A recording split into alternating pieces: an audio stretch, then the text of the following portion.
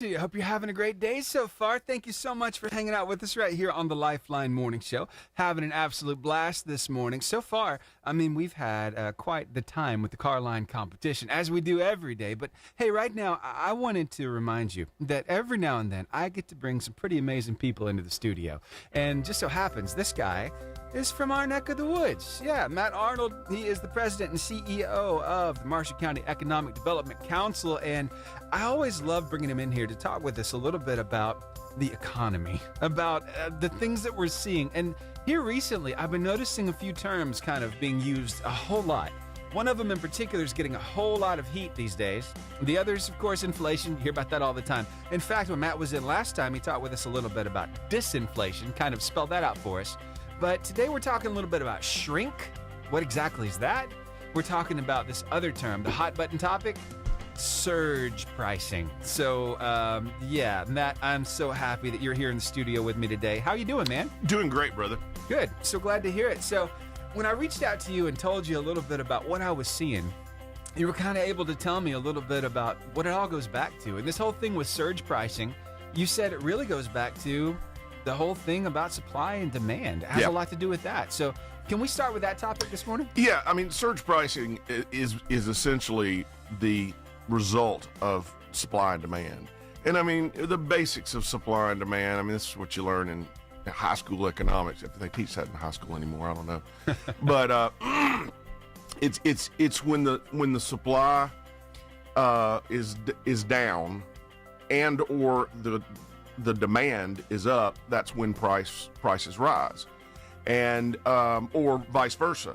If the supply is great, and the demand is down, the prices fall. Mm-hmm. Probably the most poignant example of that was in 2020 during the pandemic, during COVID, when no one was driving, but yet we had a great supply of petroleum in this country. And another factor at play there was, at the time, we were self-sufficient in our production of petroleum.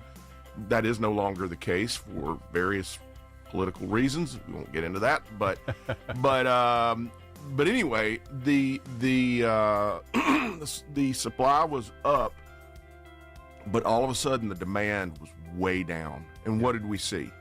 We saw gasoline prices at the pump fall to levels I hadn't seen since college. Yeah. It was uncanny.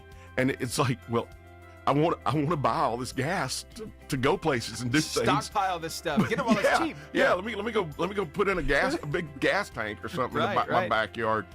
But it just sat there, and so that's basically surge pricing.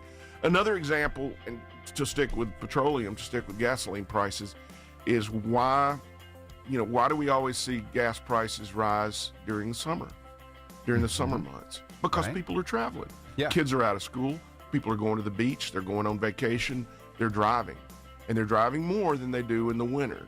There's other reasons for it, too, because of fuel cleanliness. They add a different mixture to the gasoline that keeps the, keeps it burn cleaner. I don't know. And that varies from state to state. Right. Which is why you go to, say, California, and gas prices are twice what they are here, or even more, because of all the additives they require. But the essential thing is that in the summertime, people are driving more, and the supply remains the same, so the demand is greater and prices rise. And that's essentially surge pricing. Now, it can be seasonal like that. It can be drastic, like we saw in 2020, or it can be predatory. You see companies getting in trouble. There was a business here in Marshall County that got in a little trouble in 2011 after the tornadoes because they raised prices on generators. Yeah, and that's illegal in Alabama. Some states don't care, but in Alabama, that's illegal. And so companies can get, but so that's also considered surge pricing, right? But it's not the normal surge pricing like we see that's typically seasonal. Right. where things become more expensive because at a certain time of year, more people are using them, and there's greater demand. And that's something that we've become accustomed to. We've become Sure. comfortable with this kind of surge pricing if it's over the long term. But we're talking about now, I saw where one major like fast food chain is embracing this whole idea of using surge pricing on a daily basis. Yeah, I've heard that too. So we're talking about your burger possibly costing more at certain times and less at other times, which is great on the less side, but on the more side, Yeah. Who wants to eat a burger at 2 my o'clock? goodness. Yeah. You know, I mean, I don't know where we're going with that. That's very unusual. But I think what it is businesses are just trying to respond to this notion of inflation and what their prices, how their prices are rising. But because I mean, you're seeing retailers, file for bankruptcy. I saw on the Wall Street Journal a major retailer. I don't think we have any around here, but Joanne. It's a women's fashion store. They're filing for bankruptcy. Apparently, they were a really big, in larger cities. I guess I don't know. I've never seen one. I don't think. Yeah. But I saw yesterday that in the Wall Street Journal they're filing for bankruptcy. So the businesses are trying to respond as best they can. Yeah. And maybe that's why we're seeing this with certain fast food chains. I know it's been really tough. I mean, I go to McDonald's just about every morning for an Egg McMuffin. Yeah. It's almost $1 more than it was, 5 years ago. Yeah. That's affecting everybody. And inflation's part of reality. It's part of life. It's part of the economy, a capital economy, capitalistic economy. But it's like too much too soon. Right. And that's what people are frustrated by. And in some cases we've done it to ourselves. In some cases it was natural evolution and was bound to happen. Yeah. In the economy. And I mean, you look at things that were, you look at old Sears catalogs from the 1890s and you see, you could buy a house for $700. Right. They would ship you a house. Yeah. You put it together yourself. Uh-huh. I mean, just in my lifetime, my adult lifetime, my first house was $60,000, and it was a 3-bedroom house. Yeah.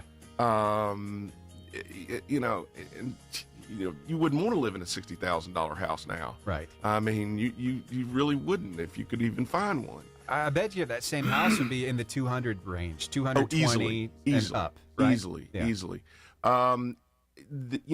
Somebody was asking me the other day if I had noticed all of these quote unquote RV parks popping up all over the place. Yeah, I mean little bitty ones too, like no amenities. You got a few places for hookups. That's it. And they're in places that are not, touristy, that people would go, we're going to take the RV out this weekend and we're going to go stay in Asbury or Right. No, there are people that are living there because that's the cheapest way. That's the only thing they can afford. Yeah.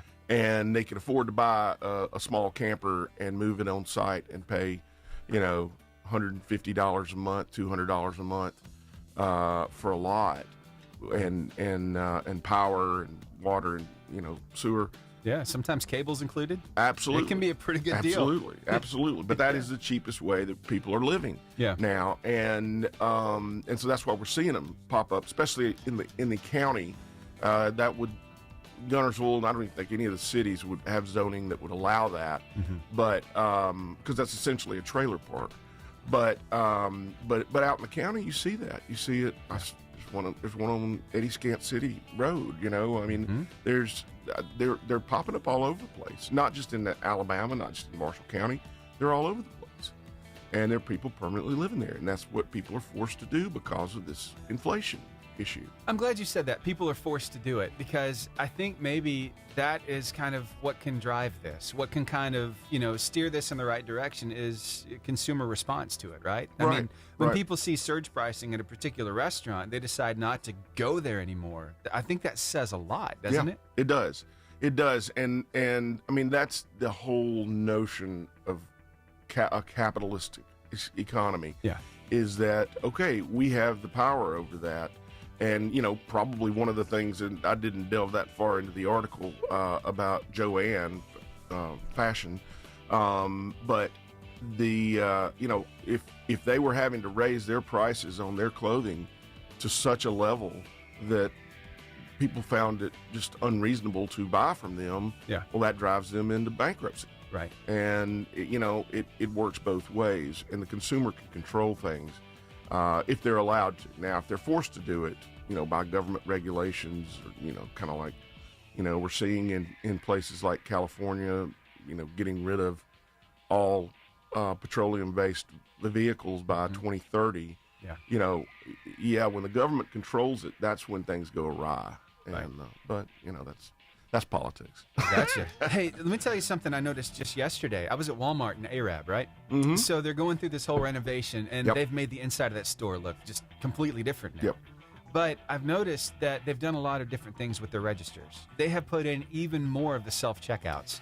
But yesterday, we were there, and there were 2 employees that were kind of in charge of overseeing 8 of these registers. They had 4 other ones that were lit up green, but they had a line across them, a rope across them saying, please don't use these. Yeah. And I understand why, because you got 2 employees that are now like in charge of 12 different registers. There's no way that's sustainable. No, it's not. And I think a lot of stores are realizing that this self-checkout thing is not working. Yeah. There's too much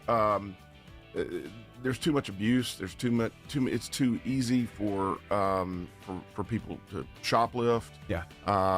And just to add stuff to their cart and not pay for all of it. I mean, 2 people can't watch a dozen or more self-checkout places, Right. self-checkout things. Now they call that shrink, right? Yes. Okay. Yes, they do. And shrink is a number of things in the retail world. It's not just theft. But it can be as simple as some milk went bad, so they had to throw it out. Okay. Or eggs or whatever. Or they've got a problem with a freezer or something, and all the Yes. stuff in that they have to throw it Yes. away, get it fixed, and get new product. Yes, I got yes, you. Okay. Yes. So it can take on a number of things. It can also be theft by employees. I had a friend whose wife worked at a Kmart in the Birmingham area. I think in Bessemer, and she used to say that there was as much stuff walked out the back doors as it went out the front door. Wow. And that they had some employees, and there was really nothing they could do about it. I mean, it just happened, and especially when you get into states that are allowing stuff like that, and theft where they're not going to prosecute unless they steal more than $900. Right. That is not sustainable, and that's why you will not find a CVS, you will not find a lot of certain retailers in the San Francisco area, or at least in the downtown area. It's crazy. There's no protection for them. There's no security. I Yeah. mean, their products are going to walk out the door. They have no power to do anything about it. What's their motivation to even be in that area? Exactly. If they're not going to make money off Yeah. of it. And people try to discount that, but that is, again, back to capitalism. If they have the motivation to make money for their stockholders, essentially, which is what it all boils down to, by doing what they do, selling products that people want at prices they can afford, if they're not able to do that, they will get out, Right. and they'll either go bankrupt or they'll just pull out of that area because of the way things are there. Yeah. I know that so many of us are just trying to stretch a dollar these days, and it's becoming harder and harder to It do is. that. Matt, what are some strategies we can use to kind of help stretch that dollar a little Well, I think, being thoughtful and intentional about what you do, what you buy, figuring ways to do more with less. I know in our house we don't eat out as much as we used to. We used to eat out a lot. Yeah. Especially when we first became empty nesters, and it was just me and my wife. Freedom! And it was like, don't have to hey, we don't have to cook tonight. Let's just go out. Yeah. And we don't do that as much because it is more expensive, and we can cook a meal a lot cheaper than than going out to dinner. So inconvenient. You're so tired. You don't want to cook, but Yep. sometimes it's just the best option. It is. I was there last night cooking spaghetti. Yep. Spaghetti's a good old classic, a good old easy one that we all learned in college. Yeah, exactly. And guess what I have for lunch today? What's that? Leftover spaghetti. Yeah. Yep. Exactly. All trying to stretch a dollar. Yeah. Exactly. So, Matt, I thank you so much for carving out some time for us. Absolutely. And I always want to give you the floor, too, to talk with us about things that are going on right here in our community, because I know you've got a lot of things, a lot of projects going on. So, can you fill us in on some of that? Well, there's some good things going on right now. Yeah? I mean, if you just look around Marshall County, you see there is new retail still going up. There's new manufacturing going up. We've landed several new businesses in Connors Island that'll be coming online soon. Nice. We've got one closing pending. We have a major prospect that I've been working with for over 10 years. Can't get into who it is and what they do, but they already have a small presence in Marshall County, but they're a huge company, a Japanese company. Okay. I've been working with these guys, and I am told their CEO will be here from Japan in May. Wow. And I'll be meeting with them and hopefully closing the deal on a new company that would go out at Connors Island in Gunnersville, and it would be a big one. It'll be a big one for us. So, there's things we're working towards to get ourselves in these positions right now. If they had come to us a year ago and said we're ready to go, we couldn't have put them out there because of some issues with TVA. They couldn't supply the power this company's going to need. But they're building a new substation in Claysville, and it'll come online in October. If this company announced tomorrow, they wouldn't be able to have it constructed and ready to go online for at least a year. Yeah. So we'll be good. We'll be good to go when we have that new substation. But yeah, I mean, there's good things. I mean, I tell you, I talk to a lot of my colleagues, and we do bunch of us do a roundtable discussion about every quarter, just talking about what's going on and how people are doing, and how's it going in your community, and how's it going in your community. And last time I was on that, it was a lot of more rural communities that were on that Zoom call, and they were all excited about, hey, I've got this new this new Dollar General that's going out here, and we're all excited. This will be our third Dollar General. We've probably got at least a dozen. I think I know where that Dollar General's going to. It happened to be in Union Grove. There's a brand new one going up over there. Oh, is there? There is. I didn't even know that. Yeah. I didn't even know They've that. got one just across the street from Cherokee Ridge, just down the road too. Yeah. It's like these things are popping up like crazy. But I mean, I'm sitting there and I'm telling about things like, well, man, the harbor had a great year. It was over $1 million in sales taxes for Gunnersville. I mean, I'm talking about Sand Mountain Park bringing in thousands of people, for ball tournaments and things like that. Concert venue, all that stuff, man. Concerts, great. It's amazing. And they're excited because they get a new Dollar General. Yeah. So I have to take that into context when I'm frustrated about something or something's not going my way, and I just go, we live in a good county. We live in a good community. We've got good people. We've got good leadership. We've got some great industry here, great employers. They're growing, for the most part. They still have a hard time finding laborers, finding workers. But that's universal right now. Right. And I think that's unfortunate. That's a topic for another show. I could talk to you all day about that. Right. But all in all, Marshall County is doing great, and we've got a great community and great people. Awesome. Well, Matt, thank you so much for carving out some time. Absolutely, Stephen. I really appreciate it. We're going to have to make this like maybe a monthly thing. That'd be fine. Yeah. There's always stuff to talk about. Because, I mean, everybody feels it. You know what I mean? Yeah. The economic side of things, whether it's hurting the wallet or it's helping you out a little bit. I know a lot of people really excited that this is tax season, going to get a refund, hopefully. Hopefully. A little breath, actually be able to breathe a little. Yeah. So, But thank you so much. Yeah, man. absolutely, Stephen. Anytime. How can we keep in touch with you? How can we keep our eyes on what you guys are doing? We've best way to see what we're doing and what's going on, what we're involved in, is our Facebook page. It's Marshall County Economic Development Council. We've also got a website, but it's more informational. But the Facebook page is where we kind of discuss, we kind of post out there about things that we're doing, things that are positive in the community. Yeah. When we work with a company for an expansion, or a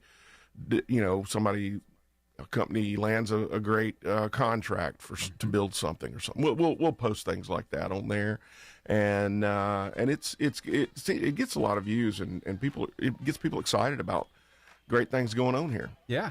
For sure. Yeah. So we'll have to be checking that out on Absolutely. the daily, making sure we're seeing all the good stuff happening. And next time, I mean, there's no telling what we're going to talk about. Who knows? Maybe we'll talk a little bit about finding those employees. Absolutely. Because that is definitely a hard time. I'll here bring lately. in my director of workforce development. Hey. Laura Braswell. She can really get it. All right. You won't get her out of here talking about that. Meet a new member of the team there. Absolutely. Somebody we haven't seen before. Absolutely. Very cool, man. Well, thank Yep. you so much. We'll get back to the music, and All right, you brother. have an awesome day. You too, my friend. All right. See ya. Here's for King and Country with Together, right here on the Lifeline.